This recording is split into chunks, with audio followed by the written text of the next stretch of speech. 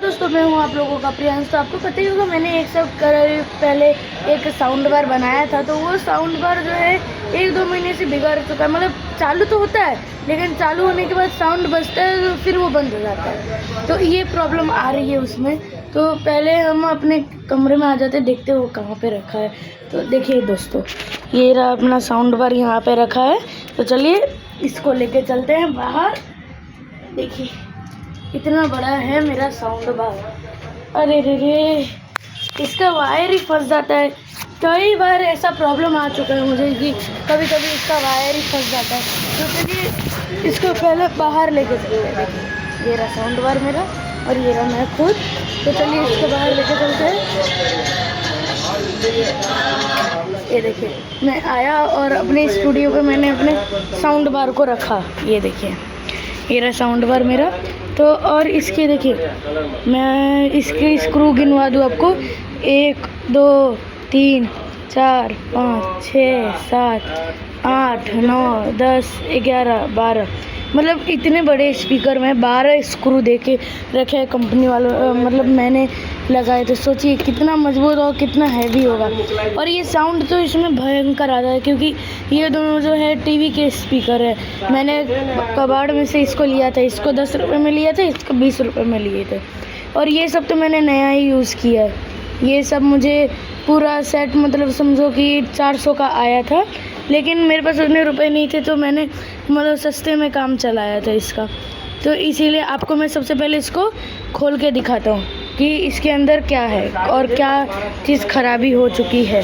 तो चलिए इसका ऑपरेशन करते हैं हम। तो ये देखिए दोस्तों, मैंने इसके स्क्रू खोल दिए हैं। तो अब ये देखिए, अब इसका पैनल बाहर निकालते हैं। पीछे का जो है ये देखिए ऐसे बाहर निकलता है। ये यहाँ पे पता नहीं किस चीज़ से ये चिपक चुका है। हाँ देखिए निकला ये बाहर। ये सबसे पहले मैं आपको इसका पावर सप्लायर बता देता हूँ। देखिए ये जो पावर सप्लायर है इसका 12 वोल्ट 2 एम्पियर का SMP का पावर सप्लायर है। ये सब तो आप जानते ही होंगे। तो चलिए इसका, और यहाँ पे एक इंडिकेटर लगा है LED वाला। और देखिए यहाँ पे एक स्वीट ऑन का स्पीकर लगा था। और यहाँ पे देखिए 8 ohms 12 वाट का स्पीकर लगा है। और यहाँ पे TPA 3110 का जो एम्पलीफायर सर्किट आता है 15+15 वाट का, वो लगा हुआ है। ये देखिए पीछे TPA CA 3110 15+15 वाट। इसके सारे के कनेक्शन मैंने बहुत अच्छे से किया था। लेकिन जब मैं इसको लाया था तो इसका एक चैनल उड़ा हुआ था, तो मैंने दोनों को एक ही चैनल पे सेट कर दिया था, तो ये अच्छा बजता था। और ये देखिए इसका अंदर MP3 है। तो चलिए अब इसको सब चीज़ को मल्टीमीटर से चेक करते हैं। सबसे पहले मल्टीमीटर से इसका पावर सप्लाई को चेक करेंगे कि वो हमको सही पावर दे रहा है कि नहीं। तो चलिए इसका पावर सप्लायर का वायर काटते हैं। चलिए देखिए, एक वायर ये रहा माइनस अपना और ये रहा प्लस अपना। तो सबसे पहले इसके लीड को मल्टीमीटर में लगाते हैं। तो चलिए हम लगाते हैं। तो ये देखिए दोस्तों, हमने इसके वायर मल्टीमीटर से कनेक्ट कर दिए। ये देखिए एक पॉजिटिव वाला ये रहा इस लीड से कनेक्ट है और नेगेटिव वाला ये रहा। और मल्टीमीटर को हमने 20 पे सेट कर दिया है। और चलिए हम जो इसका वायर है इसको बोर्ड में लगाते हैं। देखिए बोर्ड में लगाते ही इसका ब्लू कलर का इंडिकेटर ऑन हो गया है और इसमें 14.10 वोल्ट शो कर रहा है, देख सकते हैं आप लोग। तो इसका वोल्टेज तो सही आ रहा है और एम्पियर में भी 2 ही एम्पियर में आएगा। तो चलिए एम्पियर भी हम लोग चेक ही कर लेते हैं। तो सबसे पहले इसको एम्पियर पे सेट करते हैं हम लोग और इसको ऊपर लगाते हैं। ये देखिए 2 एम्पियर तक आ रहा है। ये देखिए 2 एम्पियर तक हमको बता रहा है।